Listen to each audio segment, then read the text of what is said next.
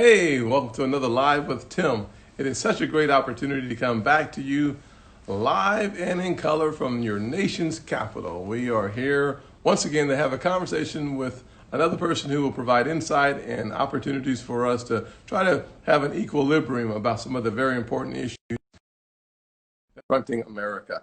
As you know, we're working on the COVID-19 relief packages.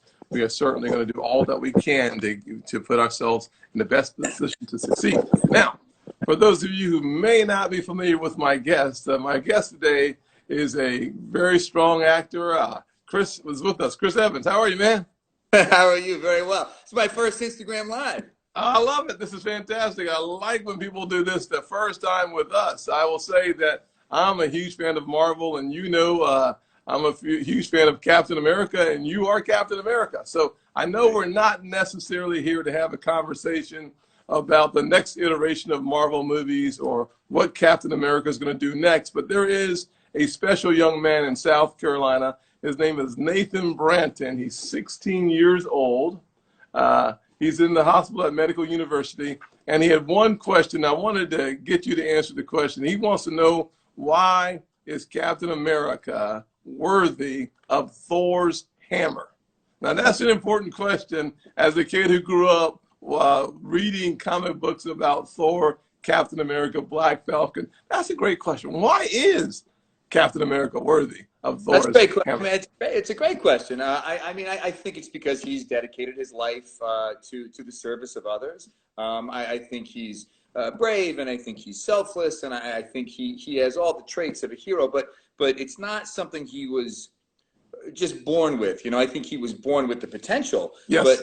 But to have that perspective takes work. It takes practice, and I think his perspective, being someone who came from very humble beginnings, someone who didn't have any sort of advantages, it bred a certain amount of empathy in him, and he hung on to that empathy. And that empathy, that compassion for his fellow man, was his North Star. And as a result, not just what he was given from birth in terms of his nature, but what he worked on as a result of his circumstance grew him into a man that was worthy, in my opinion.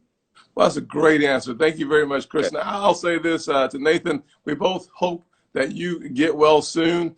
Thank you for A, participating today, and B, watching. And we're going to now bridge over to a more serious, not frankly more serious for Nathan, because Nathan, Thor's hammer is about as serious as it gets. I kind of agree with that part. Yes. However, to transition over to a more politically centric part of the conversation, let me say this, that Thor's hammer and the integrity of Thor's hammer is really important to having a platform designed around giving both sides of arguments or of issues a chance to be heard in your own voice. And something that you're doing that I gotta say, I respect it. We may not agree on all the issues, but I really respect that you are taking the time to hear both sides of issues through your new platform. And I frankly just recently talked about school choice on a platform that you're responsible for. Will you talk about that for just a minute or two?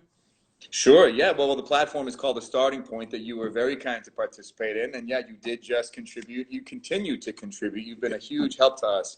But yeah, the platform is designed primarily to create participation, because I do think you need an electorate that is involved in the political process. But I also think people are I think people are a little exhausted with this polarized aggression that we feel when we tune into the political landscape. Feels a little harsh right now, and Yes.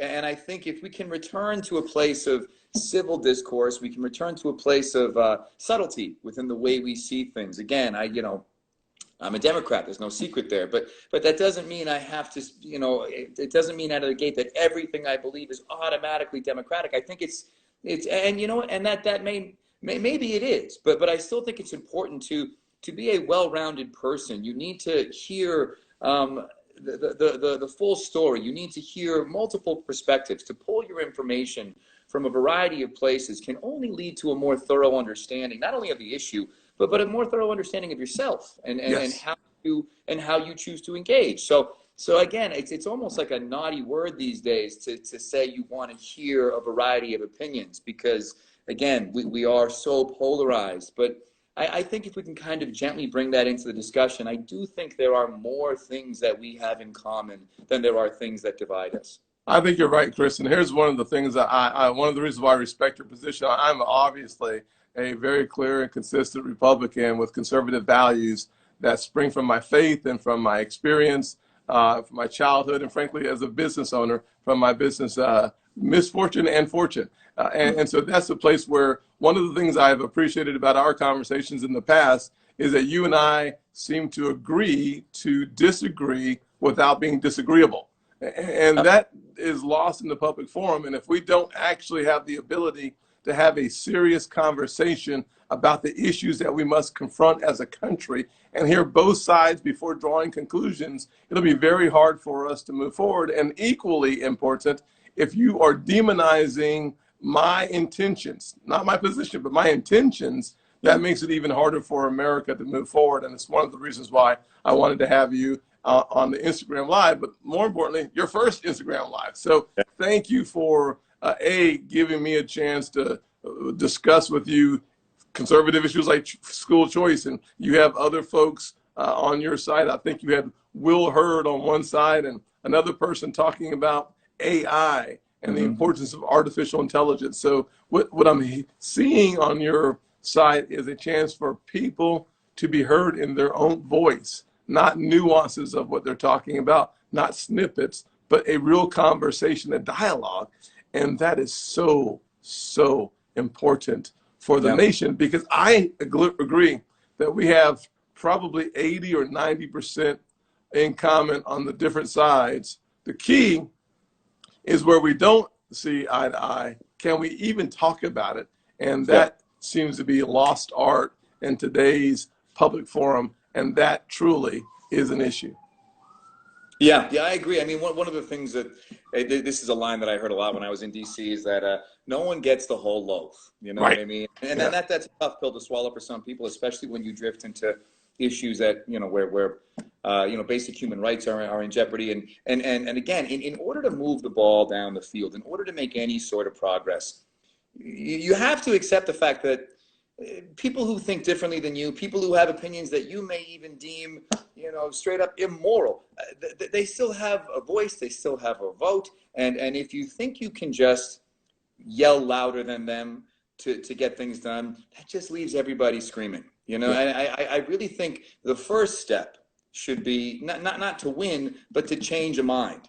Right. And I mean, that's the way I think that extends, not just, in the political world, but in your personal life, whether it's a family relationship, a friend, a romantic relationship. The first step is to listen. The first step is to say, okay, I hear what you're saying. This is where I disagree. And if you have the bandwidth, the ability to kind of stay calm and patient and make the goal, again, not trying to win, but trying to open someone else's perspective a little bit, it downshifts everyone's energy, and it just kind of returns us back to a place of seeing each other as people and seeing where we agree as opposed to how we disagree.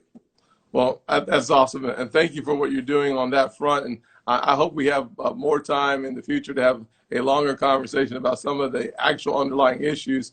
As you know, they've called votes. I'm in the middle of vote series, so I'm going to have to run back in a second. But I do want to ask you one final question. You have obviously succeeded at a major level in your chosen path professionally.